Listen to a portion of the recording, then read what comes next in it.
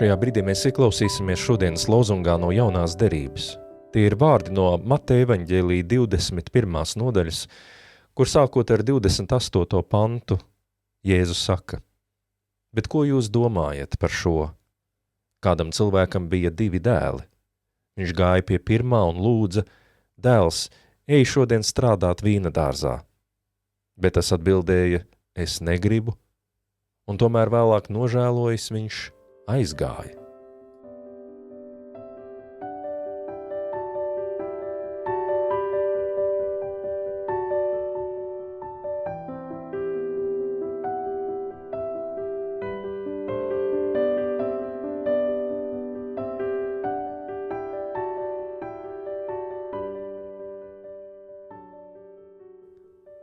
Visvarenais un mūžīgais Dievs, mēs Tev pateicamies, ka šajā vakarā mēs drīkstam būt ar Tevi kopā. Mēs drīkstam mācīties Tevi uzrunāt un atrast Tevī, Tavā klātbūtnē mūsu dzīves visdrošāko, visstabilāko atspērienu punktu. Lai kas mūsu dzīvē notiktu, lai kādām pārmaiņām un notikumiem mēs ietu cauri, visu mums var atņemt un visu mums var iedot, bet ir tikai viena lieta, kas nekad nemainās. Un tā ir Tava mīlošā klātbūtne katrā mūsu dzīves mirklī. Viņa nav ar acīm redzama, jo priekšplānā mums ņirba priekšā viss, kas dzīvē notiek. Bet Tu esi tas, kas mūs uztur un veido. No Tevis mēs nākam, no Tevis mēs esam saņēmuši šo dzīvi, un pie Tevis mēs atgriezīsimies tad, kad mūsu laiks pienāks. Tu esi tas īstais iemesls, kāpēc mēs esam šai pasaulē. Un jā, mēs esam tik ļoti līdzīgi šodienas lozungā aprakstītajam dēlam. Reizēm Tu mūs ļoti skaidri uzrunā, kas mums būtu jādara, kas mums šajā pasaulē būtu svarīgi. Bet mums negribās, mums liekas, ka tas ir grūti, sarežģīti. Mums liekas, ka mēs vēlamies kaut ko citu. Un tomēr, Kungs, tā ir Tava žēlastība.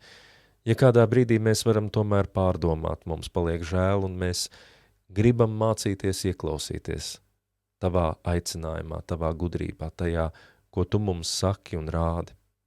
Jo mēs zinām, ka šī līdzība turpinās ar to otru dēlu, kurš savukārt priecīgi saka, jā, es iešu un darīšu, bet beigās viņš neko nedara. Un Jēzus mums grib iemācīt, ka Tev svarīgāks ir nevis tas, ko mēs pasakam vārdos, ko mēs šķiet ārēji apliecinam savā vai cilvēku priekšā, bet tas, kas notiek mūsu sirdīs, kur mēs beigās tad vai nu esam kopā ar Tevi savā ikdienā, vai neesam, vai nu mācamies par spīti tam, ko nesaprotam un nezinām, vai gluži otrādi. Mēs sakam, ka ticam, sakam, ka gribam Tev sekot, bet beigās neko no tā nedaram un pat to nepamanām. Tāpēc, Kungs, šovakar mēs gribam Tevi lūgt, lai mēs būtu Tavi sekotāji ne tikai vārda pēc, bet daudz vairāk tāpēc, ka patiešām to īstenojam savā dzīvē, to mācamies darīt un daram. Mīļais Dievs, tikai Tu pats vari mums dot šādu sirdi. Tu pats vari ar savu uzticamību un mīlestību mums iemācīt, ka šāds ceļš ir iespējams.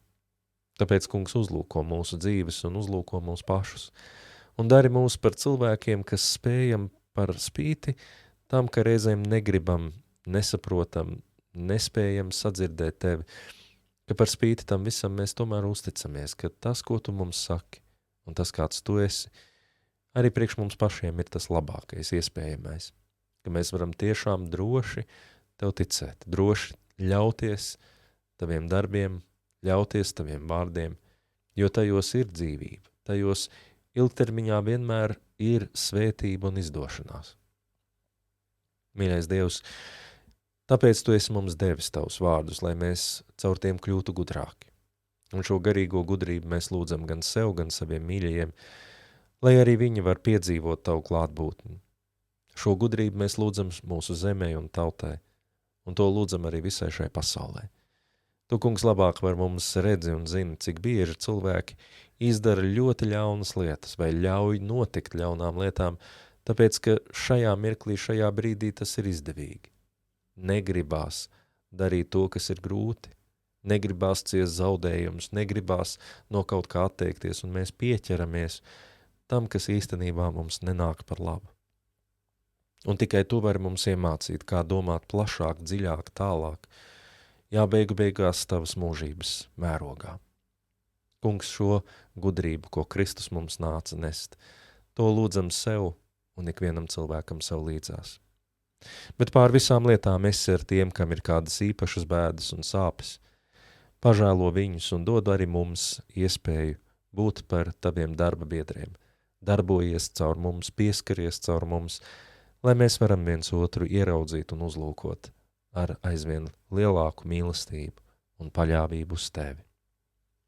Kungs, tavās rokās mēs ieliekam visu sevi šovakar, dod mieru un spēku atkal jaunai dienai.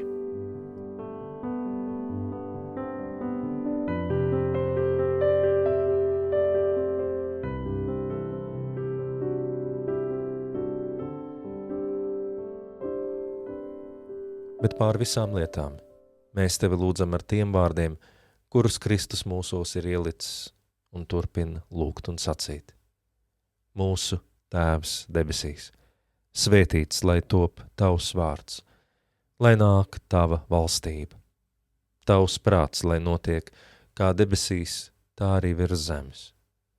Mūsu dienišķo maizi dod mums šodien, un piedod mums mūsu parādus, kā arī mēs piedodam saviem parādniekiem.